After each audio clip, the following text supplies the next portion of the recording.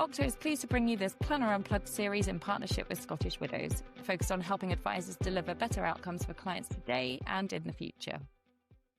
Hello and welcome to the latest episode of Planner Unplugged from Octo members. I'm Katey Pigden, Content Director, and as ever, I'll allow my guests to introduce themselves if that's okay. So Patrick, over to you. Thank you, Katey. So good morning, everybody. My name is Patrick Murphy. I no longer give regulated financial advice, but for the last 30 years, I've been a financial advisor, chartered financial planner, certified financial planner. I sold my business, Wealth LLP, to a group called Fidelius in January 2025. And since then, I've been sitting back and reflecting on the industry or the profession, as well as many other things in life generally.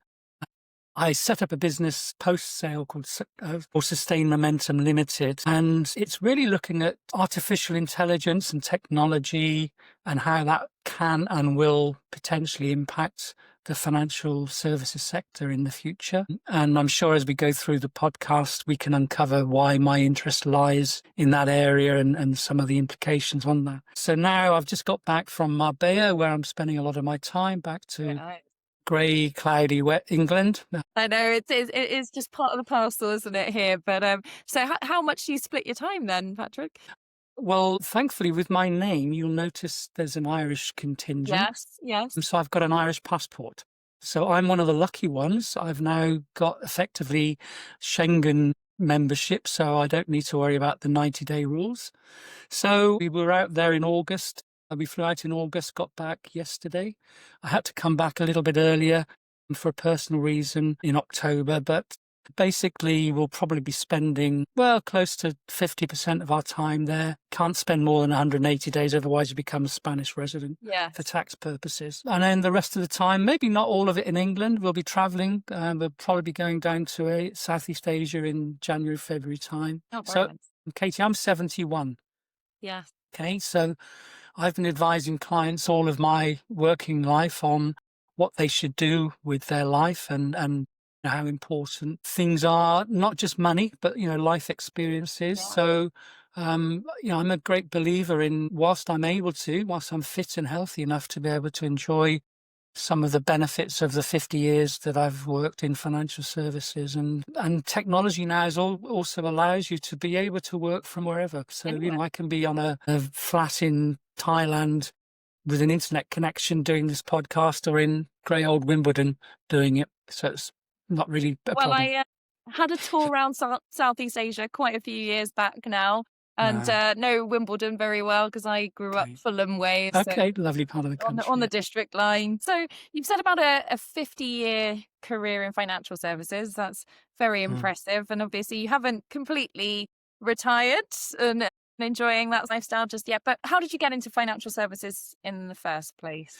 Well, back in the day, in 1972, when I was 18, I went to Bournemouth Technical College at 16. So I left grammar school with a handful of O-levels. I was never particularly academic. I was a sports person mainly. I wanted to be a professional footballer, as we all, did in those days. Who's your team? Bournemouth. My team was Bournemouth. I had trials for Southampton, and I was a good footballer. I played county level, but never good enough to be professional. And I soon realised that, so I decided I needed to find a career that would be enjoyable, fulfilling, and well remunerated. So at 16, I left school because I didn't really like grammar school rules, rigidity, and I went to Bournemouth College to do A-levels. And in 1970, my A-levels were maths, statistics, and computer science in 1970. And also I'd studied COBOL programming. So I had a very deep interest in technology in the days when, first of all, laptops didn't exist. Mobile phones certainly didn't exist. Computers were, the size of a room. The input method was either punch card or ticker tape. That was how you actually got information into the computers. But I really learned all about technology and about how computers worked. And they're actually still relevant, those facts today, even with, the advent of artificial intelligence. So I got my 3 A-levels. I think it was 2 Ds and an E, just to manage not to get the failure. And I got the City and Guilds 319 certificate in COBOL programming. So my intention at that stage, at the age of 18, was to become a computer programmer or systems analyst. And I applied to lots of companies after getting my A-levels, but didn't even get an interview. And one day I saw an advert for a trainee manager for an insurance company called Provincial Insurance Company in Bournemouth. So I applied and got the job, and found trainee manager actually was a gopher. It used to be get the post in the morning and get the coffee for the rest of the team. But I stayed in Provincial Insurance Company for a couple of years, and that's the start of my insurance career. And I then gravitated to financial services because at the age of, I think, 21, so 2021, 2 years later, I became a trainee inspector. And an inspector was, in those days, somebody that used to go around to insurance brokers selling Provincial's general insurance products to the brokers, who would in turn advise clients on them. And I came across financial services then. They had a small life company called Prolific, and I just love financial services. And that's really it. 50 years later, here I am. Yeah, you've been in it forevermore. Yeah. I think lots of people I speak to sort of use that phrase, they stumbled into it. But once they are in, can't imagine being anywhere else. I'll link to another connection as well, Patrick. So my husband's from Bournemouth. Oh, brilliant. Is he a Cherries fan? Well, he wasn't overly into football, to be honest, but his dad is, and then he's picked it up a little bit over the years. Okay, good. And there's been the debate as to, my son, I've been trying to say Fulham, and I think that's one, to be honest, but Grandad has certainly been trying to say Bournemouth. Well, I think the last game I saw Bournemouth play, because it got such a small stadium in Bournemouth, was actually them playing against Fulham at Fulham last year. Oh, there we go. One of my clients very kindly gave me some tickets to see the match, which was great. It was a draw as it happened, but it was a good game. Well, yeah, it probably sounds about right for Fulham. It's either a draw or a loss most of the time, but I don't support them for the glory. It's definitely where I grew up, and loyal to that basis. Good for you. Yeah, so that was really the start of the financial services career. So back in those days, 50 years ago, and this is quite important and relevant to the topic of conversation today, there were probably 200,000 financial advisors, insurance brokers that were selling, and I use the word selling. Well, so for the first half of my career, I worked for the providers. So as a trainee inspector with Provincial, I realized I liked life assurance more than the general side. So I actually decided I would become a broker consultant, and I joined Scottish Amicable in Bournemouth at the age of 21 and became a trainee broker consultant. So I started my financial services career then, which is now 50 years ago. And my job was to go out into the wilds of Dorset, trying to get insurance brokers or agents to recommend Scottish Amicable policies rather than Scottish Widows or Scottish Provident or Standard Life plans. Scottish Amicable had a very good range of products in those days. Interesting enough, Katey, I remember there's a place in Dorset called Gillingham, not the Gillingham that's in Kent, but Gillingham in Dorset. One of the agents I had there was a milkman.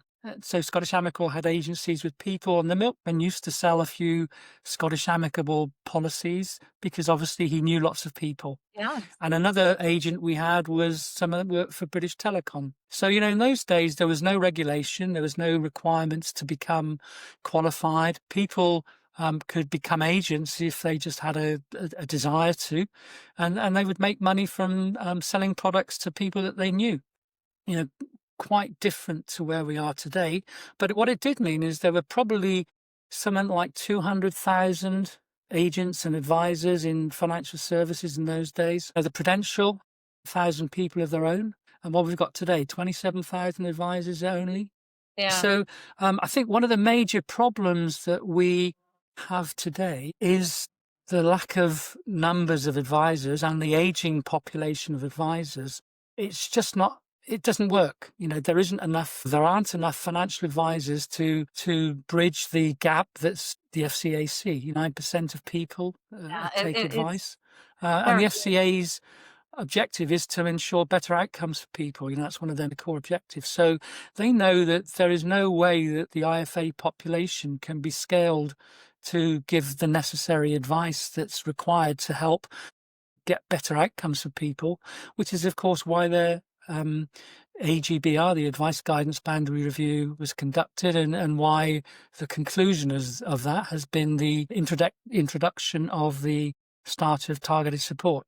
What are your thoughts around targeted support? Because I get the impression, I'm probably speaking very generally here, that a lot of advisors don't think it's necessarily something for them to think about or be concerned about. But arguably it's for everyone to be trying to think how we can better serve clients potentially. Yeah, I think it's not something most advisors need to think about because they're not going to be involved in it. The FCA don't want them to be. I think it's massively something for them to be concerned about. Because if you think about it, targeted support, who are the people that the FCA expects to be involved in targeted support? Who are going to be the winners? Well, in my opinion, the winners are going to be the life companies, Scottish Widows, Standard Life. Because why? They've got massive legacy client bases.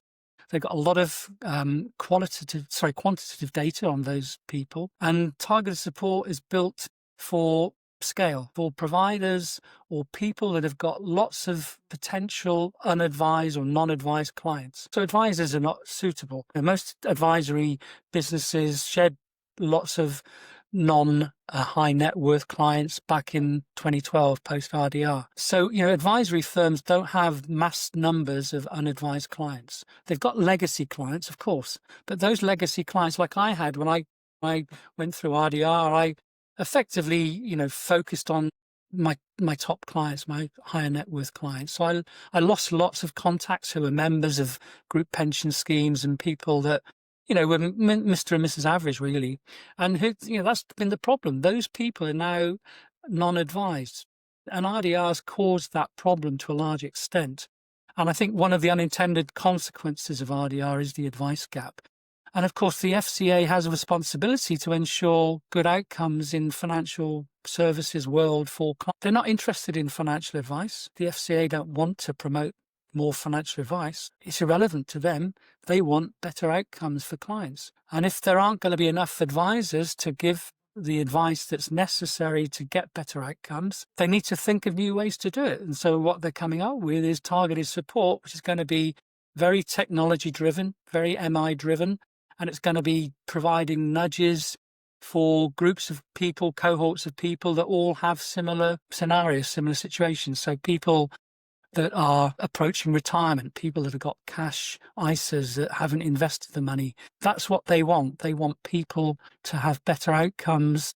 They don't necessarily care whether that's through advice or through nudges. Do you think that could lead on to advice, though? So obviously, if people are starting to think about their savings and investments that little bit more, they haven't given it much consideration up until that point. If they're getting that nudge in the right direction, as things become a little bit more complex, perhaps, does that open up the door to, right, I need to go and see a qualified financial advisor now? Yeah, it does. But will that be an IFA or will that be a bank advisor or a life company advisor?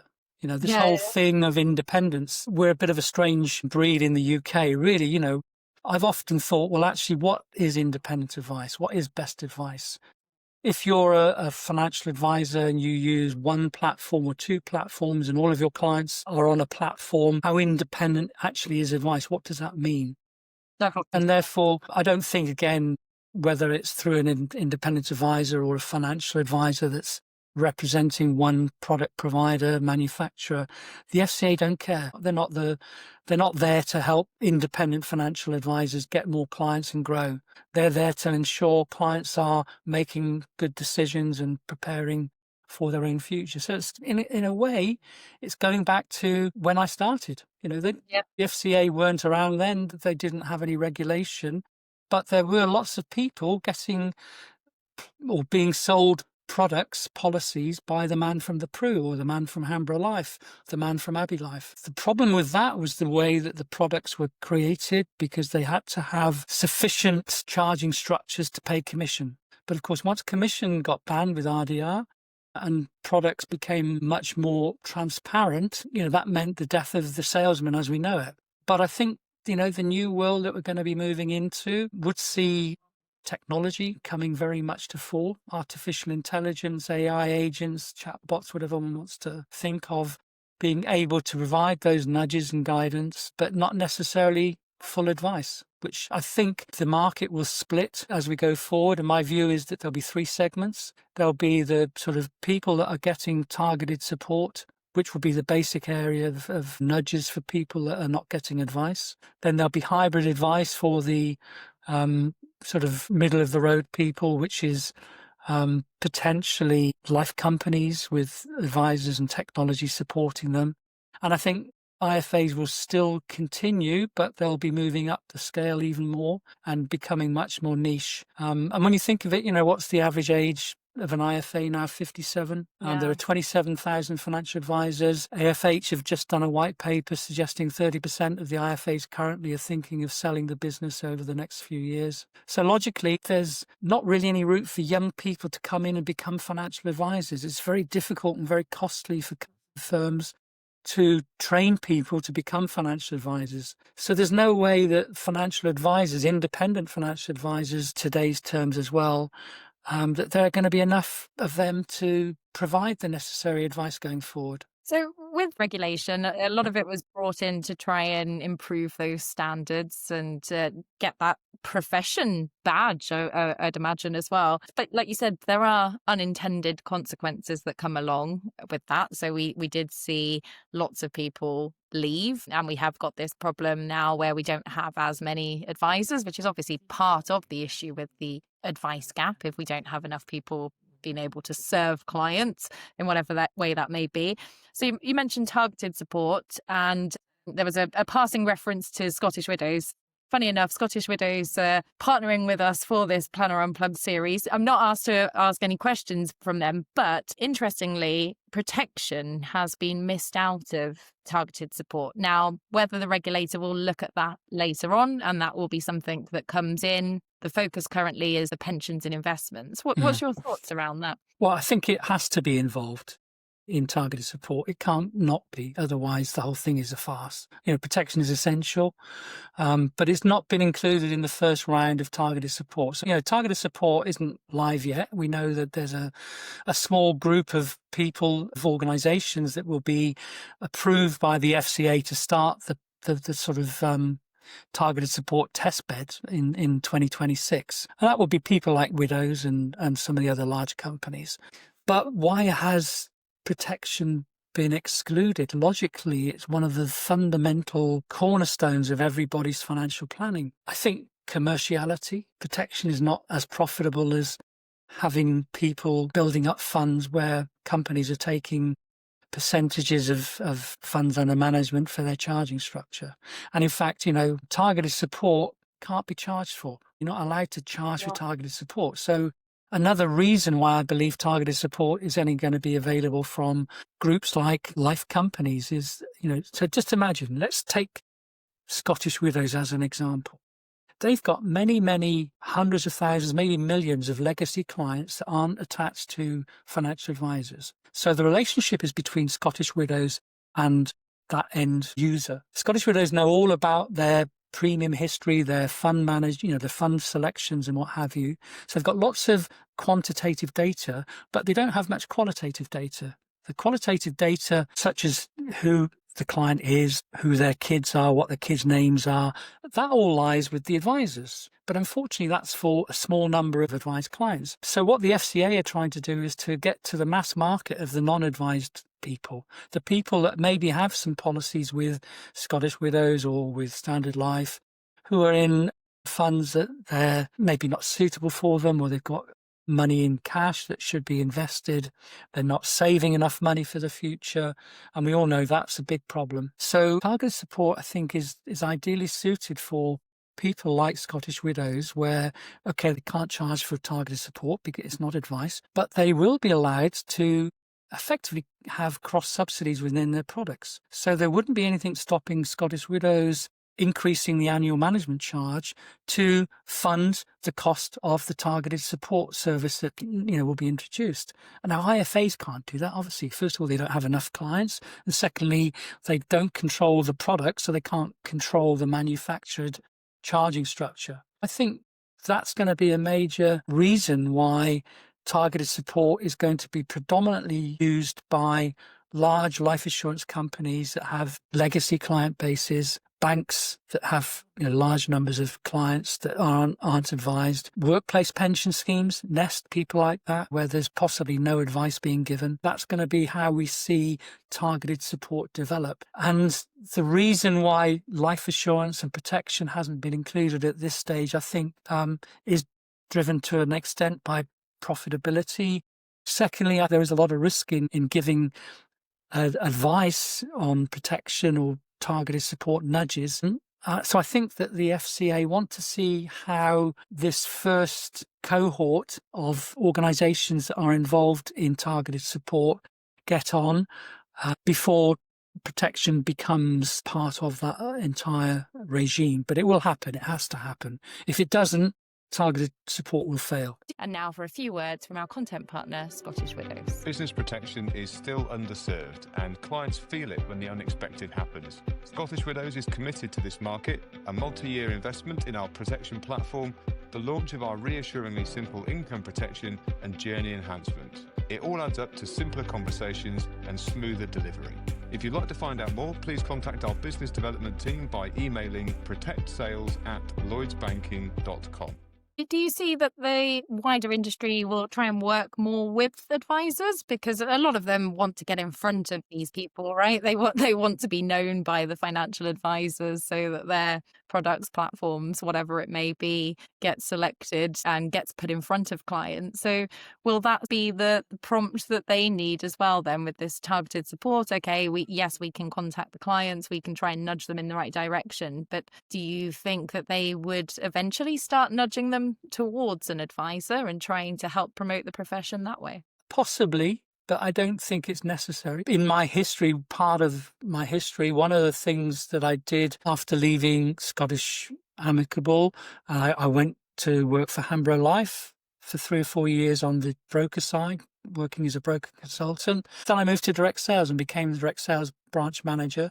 And eventually I left there and became a director of a life insurance company called Criterion Insurance Group. And we had, at the height, 500 employed advisors who were employed by Criterion. We had a broker consultant division that sold products through brokers, and we had a tied agent division that had agents that were theoretically running their own businesses but were exclusively tied to Criterion. So I think that type of model is probably more likely to emerge. Obviously, with commission having disappeared, it's going to be more interesting to see how it gets developed. But it doesn't necessarily mean that life companies will eventually hand client leads over to IFAs for a couple of reasons. One is, maybe the clients aren't big enough. IFAs still have a minimum requirement for it to be liable. So there's still going to be a gap that I think exists where some people will still have needs, more complex needs that might only have £100,000 of investable assets. My minimum when I was an advisor was 250, but my average was 500,000. And £100,000 of investment actually on a 1% charging structure only generated £1,000 a year, which actually isn't enough to fund the cost of looking after that person from all of the work that we did. We would see that people that need advice, having been moved through the targeted support nudging regime, could be handed over to some sort of advisors, but I don't think they necessarily have to be the IFAs of today. I think they could be Scottish Widows' own advisors, which can be supported by technology and by artificial intelligence and all that support, which would allow smaller value clients to be looked after profitably, which is not a bad thing. I don't think the FCA don't give a monkeys about independent financial advisors. It's not their role. I've been going to a fair few conferences recently, and I've been noticing the FCA out there a little bit more than it used to be, because I think when I was at Money Marketing previously, there'd often be any article that you put up about the FCA, there'd be a fair bit of criticism, and some of that will be justified. I've always been on the basis that surely the regulator can't get it wrong all of the time. So I think it is probably I'm happy to be judged on that as well. But I think that there's good intention. Sometimes like we said, the unintended consequences that comes from that. Their job is ultimately to make sure the client's okay, right? So if the profession needs to do something a little bit different or challenge that a little bit, So I think they would probably try and challenge the fact of that they're not supportive of advice firms, not probably going to want to be seen in that light. So I think they are trying to talk to the advice world a little bit more. They're going to their events. They're trying to explain some of the reason behind some of these things, and have admitted in some sense that consumer duties come in. For me, I felt that firms should have been doing a lot of those things already. And will it really encourage the bad players to go, you've got me, okay, I must change my way of doing things? But a lot of the things that have come around that, I think advice firms have had to say, well, we've actually had to let clients go as a result of some of this as well. So probably some of these things that the FCA are trying, some things work, some things don't. But I think that they'll still say that even with targeted support, you can never replace financial advice. There will always be a place for that. There will indeed. And I'm not saying that the FCA are not supportive of advice firms. They have to be, because ultimately that's the only way clients can make decisions at the moment. You don't have financial education in schools. IFAs only effectively advise 9% of the population. So how good is the FCA doing if only 9% of the population are actually making any sort of positive steps to build up their future? I told you I wasn't a very academic person. I left school with 6 O levels, I think. I just managed to get some A levels. And I always felt a little bit, I don't know inferior, because I never went to university. Some of my mates went to uni. But in the end, 17 years ago, I did a degree at Napier University in Edinburgh. And I came away with a first-class honours degree. Oh, congratulations. I actually won the university medal, which was amazing. And the reason I'm mentioning that was that one of the things I did in that degree course was a dissertation on the UK pensions crisis, as it were. And the major problem that we have is people are not saving for their futures. The savings gap can be linked to the advice gap, but the two things are separate. So the advice gap is not really the problem that the FCA need to solve. The problem is the savings gap. FCA don't care whether people make sufficient savings by getting advice or being nudged by targeted support.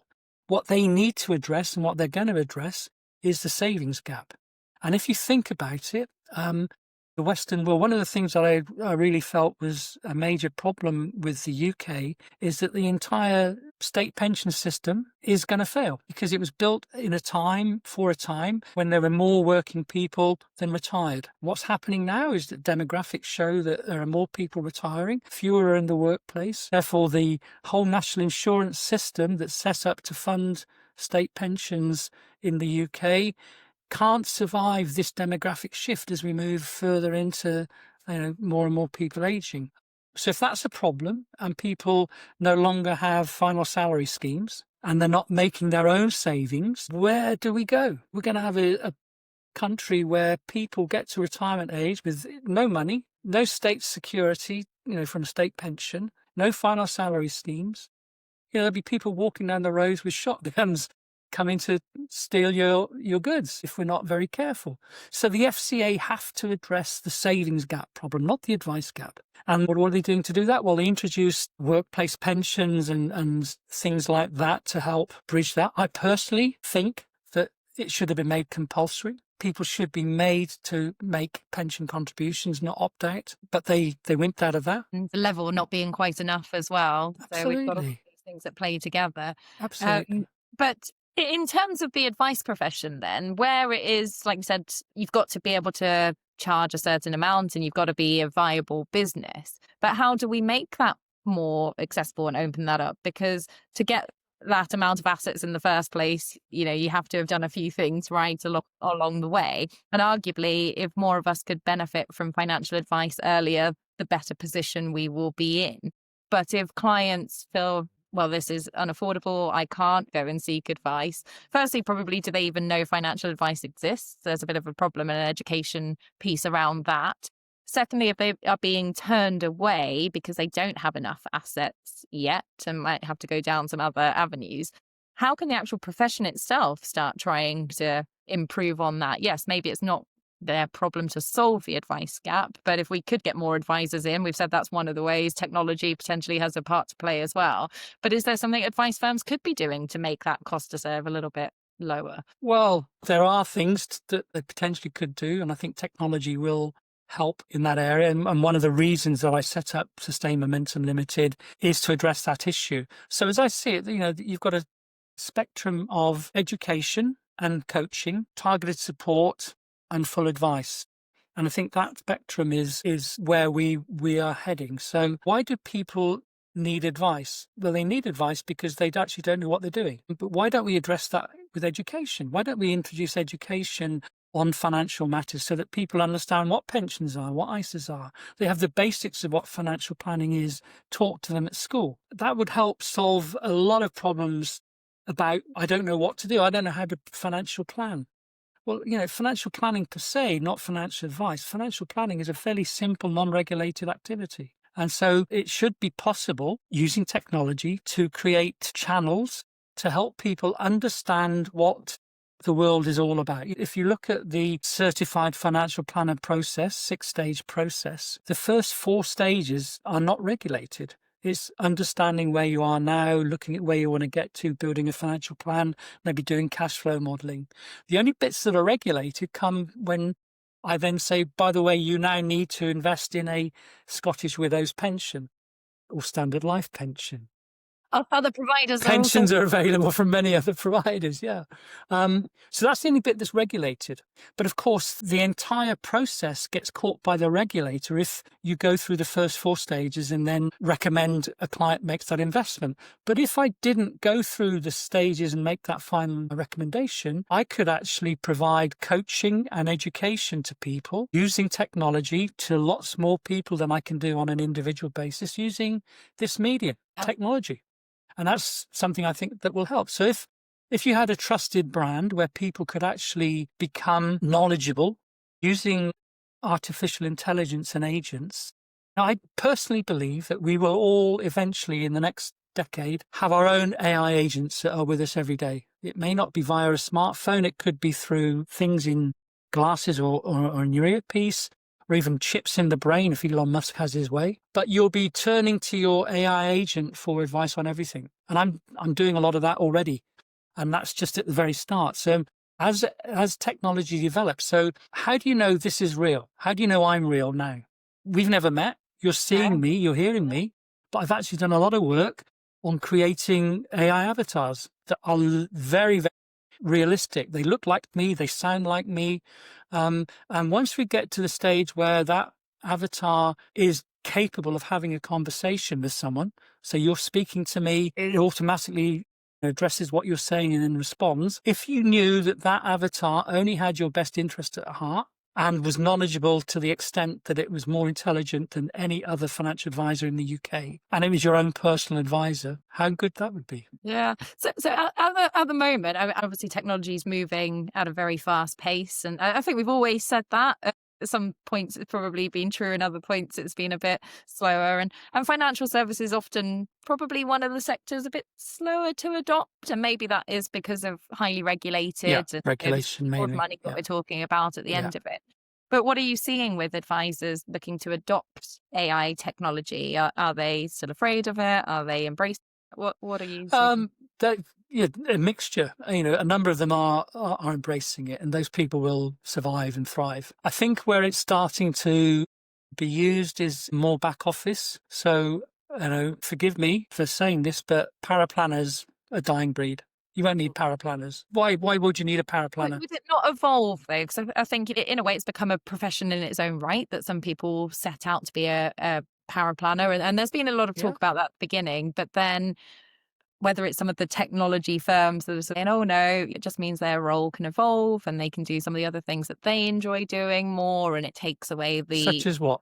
Burden. Well, to be honest, I need to start talking to a few more paraplanners to find out exactly what their views are as well, and to what they enjoy of the role and what they don't, because I'm sure we've all got something in our jobs that we think, yes. Listen, AI is going to revolutionize businesses, going to take out huge numbers of employees in all sectors, not just in financial services, in the legal world, in the accounting world. And it's going to be very much where there are technical roles that need to be performed on a regular basis, where you don't need human reaction or human interaction. i.e. that's a power planner. What can they evolve into? Well, they could evolve into financial advisors. Yeah, of course they could. Maybe they become the next group of people that become the sort of advisors of middle classes. Who knows? But the actual role, and then, paraplanners are great people. I hope it doesn't happen, but I just fear it will, because logically, that's one of the areas where companies will cut costs as well as back office systems. And that's where AI is currently being used in the main in financial advisors. Why does it not get used as a client-facing tool? Because I don't think technology is there yet. I don't think it's quite good enough, but it will get there. As I've just said, if I could be an avatar, an ugly looking avatar, but I could be one. I may if you give think myself a bit more help. planners may be a dying breed, do you have a rough idea of that time frame that you think that might be? Are their days numbered? How are we talking? 3 years. 3 years down the line. Okay, Personally, I think there's going to be massive changes.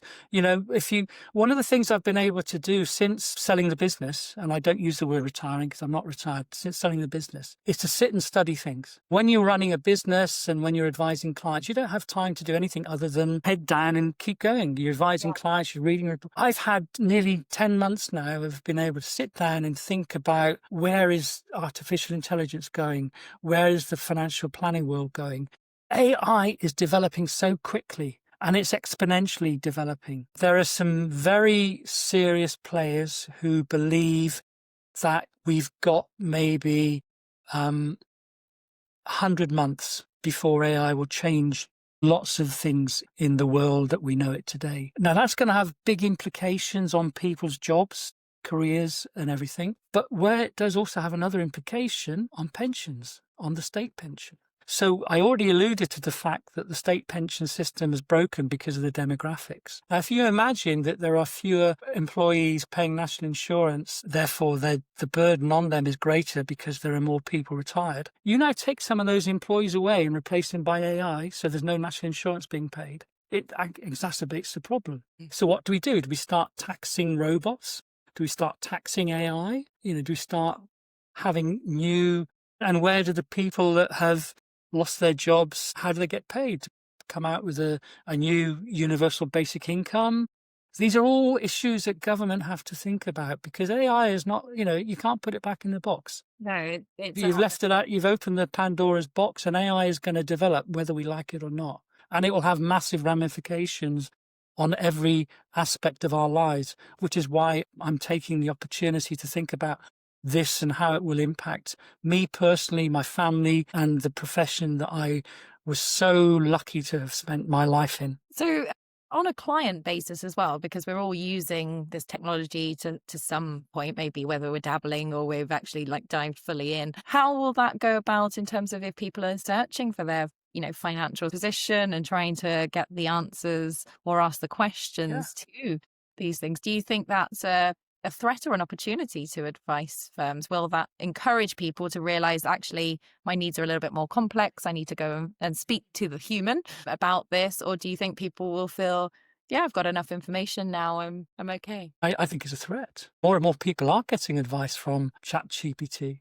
And maybe at the level where we're talking about people that are just starting out in life. How do I set up an ISA? What sort of fund should I invest in as a 20-year-old? How much should I put into my pension? All of those important, essential things can be answered just like that by ChatGPT. And I've been working on building models within ChatGPT to deliver exactly that. Not advice, because you can't, but knowledge and education and coaching. So having knowledge about what to do is one thing, but actually having the discipline to do it is another. It's a bit like a personal trainer.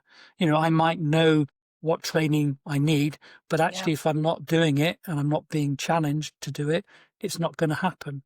So I think it's a combination of knowledge, but also with coaching. So what I'm looking at with Sustain Momentum Limited, so what's the name? Why Sustain Momentum? Well, keep going. So providing knowledge, which isn't advice, it's education, and then developing a coaching system, which means that they are being nudged every day. Do this, do that. Have you thought about what you're putting in to your pension this month? How much you're putting in? That's not regulated advice. You're putting in 5%. Do you realise that's nowhere near enough? You need to be putting in 10%. Or there's a firm called Clio that's come over from the US that has massive numbers of it's a bank effectively, massive numbers of new clients in the US that now they're brought into the UK. They roast clients. What does that mean? Well, they will actually know where you're spending your money, and they find that last week you spent £30 at the pub, and they'll say, what are you doing? How on earth are you spending that money? You haven't put enough money into your pension. Why are you doing that? We're in a world that AI and technology can play vital roles. It can be a threat. It can be an opportunity. But one thing's for sure, it's going to certainly change the way we all operate. Obviously, at the moment, a lot of checks and balances as well, because it's as confident when it's wrong as when it's right, unless you delve in a little bit further sometimes. If you take that at face value, you could be given some completely incorrect information there, which does feel quite scary as well, with, like you said, all these challenges that we've got where people aren't saving enough for their future. We don't have the gold-plated pensions as we once did. There's a lot of other challenges and pressure on the individuals to make sure that they are in a comfortable position when they get to that point. And if the job markets are changing and everything's changing along the way as well, a misstep early on because of a bit of wrong information can be very, very scary and daunting. Absolutely. Same happens in advice. Have you heard of pension mis-selling scandals? Well, people make the wrong decisions because they were told by somebody that they trusted it was the right thing to do. Now, that may have been motivated by the person that was advising the client making money for the wrong reasons, but it happens in life all the time. So, yeah, it will happen, definitely. But I think as people start to understand how to use the tools, you don't just go on to ChatGPT and ask ChatGPT a question and then take it as honest and accurate. You've got Perplexity, Claude, Gemini, different systems where you can pose the same question and ask them, act as a financial advisor, comment upon what ChatGPT have just told me. Is it correct? How do you think the profession is viewed by clients? Because you mentioned mis-selling scandals and things like that. And obviously, we all know that it only takes one bad apple to tarnish an entire profession. But do you think the public trust financial advice? No. Is that no, part of course they don't. That's part of the reason. 32% in research, 32% of people said that one of the reasons they don't take financial advice is that they don't trust advisors. 34%, I think it's all the information is in my white paper document. 34% said they don't take advice because they think it's too costly. But certainly mistrust is definitely a major reason why people are not taking advice. The 9% that take advice love us. Love financial advisors, but they're not the problem. They're not the people that the FCA are trying to solve the problem about. It's the 91% that don't take advice. Why aren't they taking advice? And how can the FCA get them to make decisions that will help them if they're not going to take advice? And this is, a major problem. This is the reason TS is being introduced, because the FCA know that for whatever reason, whether it's cost or mistrust, that 91% are unlikely to take advice. And even if they were, that advice population is declining as people get older and sell their businesses and retire. Could you talk me through a little bit about what that was like to sell your business, Patrick? Yeah, it took me 6 years. So I planned it in 2019, and I planned it out because I had this sort of Venn diagram in my mind that there were 3 groups of people that would be impacted by it that I wanted to consider. Selfishly, there was myself and my wife who were the owners of the business. I wanted us to ensure that we had the right structure in place and the right place to go. You've been helping others all those years. I think that's you need to think right. of yourself. Second group was clients. I wanted to make sure that the clients were well looked after.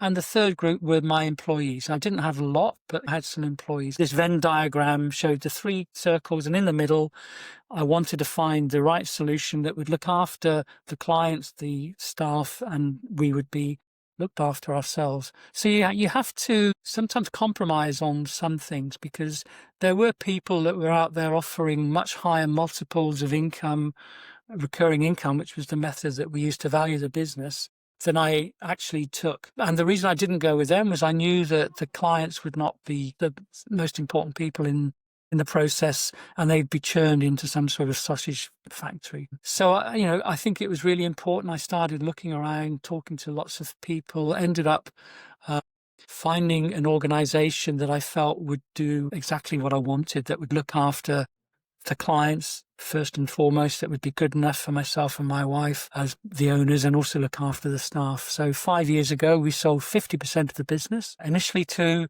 a firm called Pacific Asset Management, part of the Pacific Investment Group, family office-owned business in London, who were investment managers but had already acquired one small financial advice business called Chartered Financial Management. And we spent about a year with them, and then eventually they sold that business and therefore ourselves to Fidelius, which is where we spent the last 4 years of that 5-year period. So I sold the final 50% in January of this year. But 9 months before that, we recruited a chartered financial planner, fabulous guy called Michael Lapham, who we brought into the business. And I then spent the next 9 months introducing Michael to all the clients on a personal basis, so that every client, when I left, had had a personal meeting or more than one with Michael. He knew all of the clients personally. And so the handover was as smooth as it could be.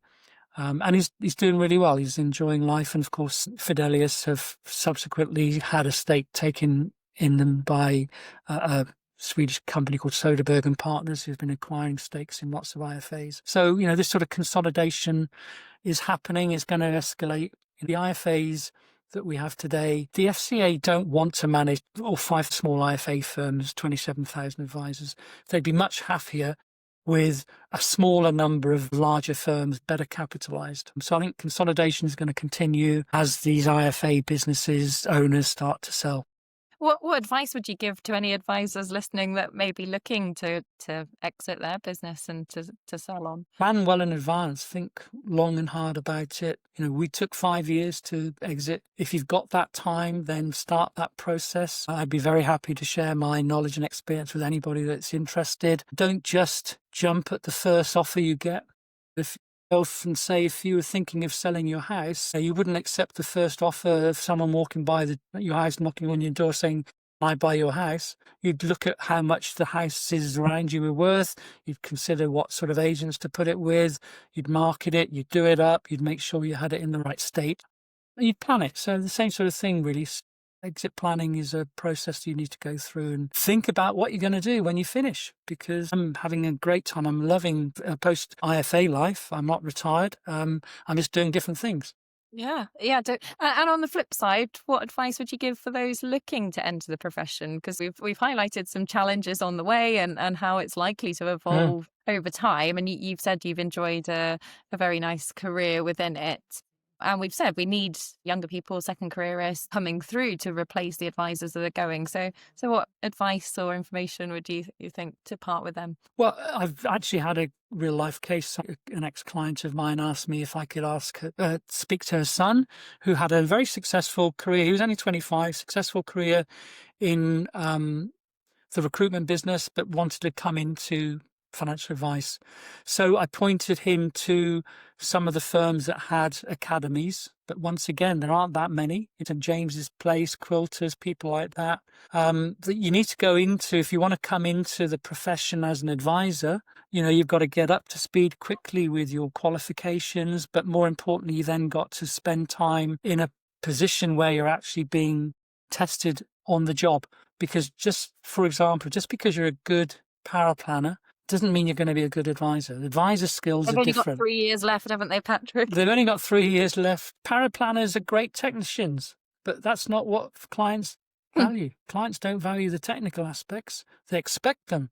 I often use a phrase, clients don't care what you know until they know how much you care. And that's the real important thing.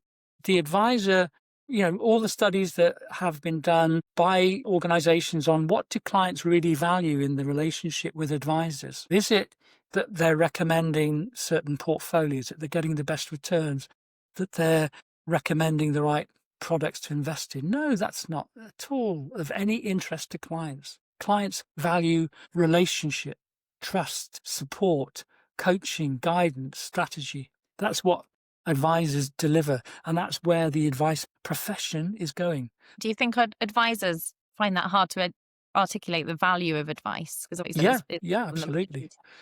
I for my sins, I once was the chartered champion for the PFS for Surrey. So I had a number of meetings, but I remember meeting some very well qualified chartered financial advisors, and they couldn't get it. They didn't understand that it wasn't all about qualifications and exams. It was actually more about financial planning, coaching, guidance, behavioral technology, behavior science, all of that sort of stuff. And that's where the advice profession has a massive role to play, and where I see it developing even further in the future.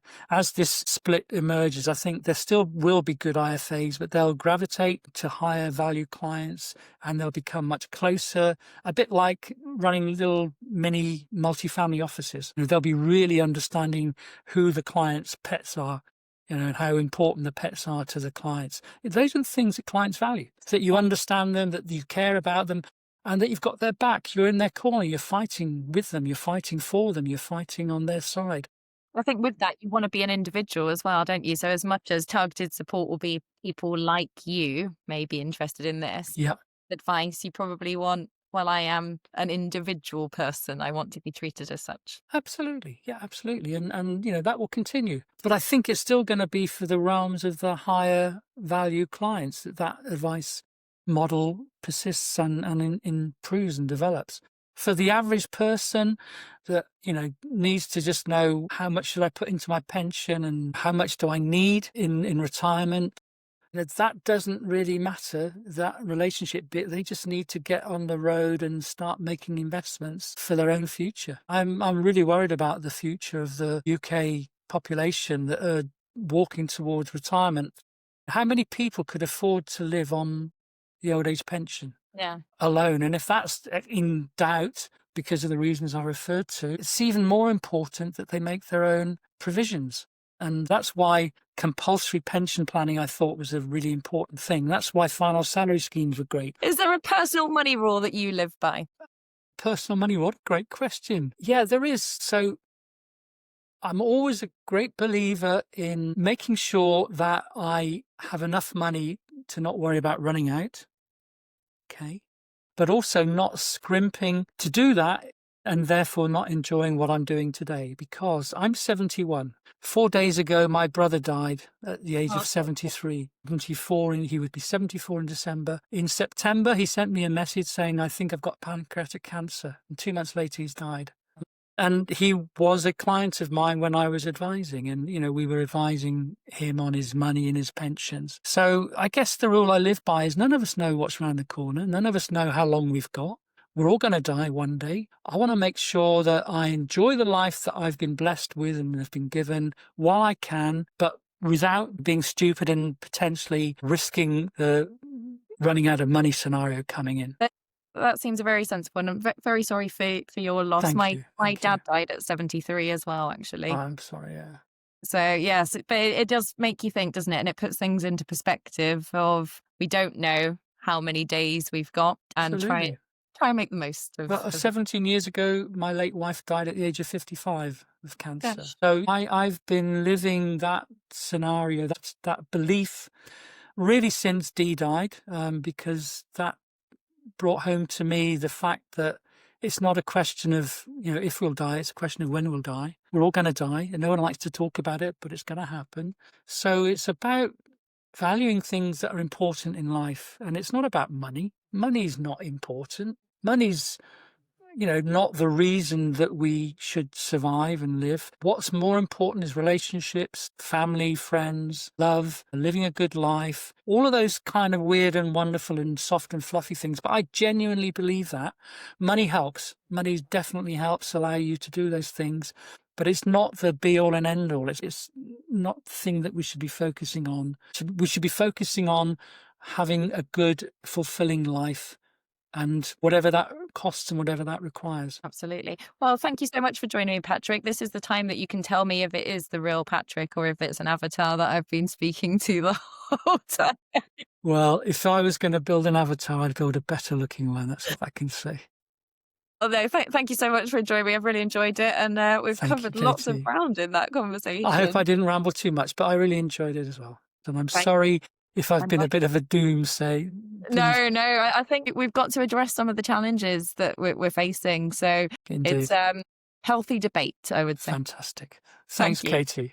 Thank you very much. Scottish Widows is investing in business protection, better journeys, clearer tools, and reassuringly simple products. Follow Scottish Widows Protection Advisor on LinkedIn, speak to one of the business development team, or visit our advisor protection site.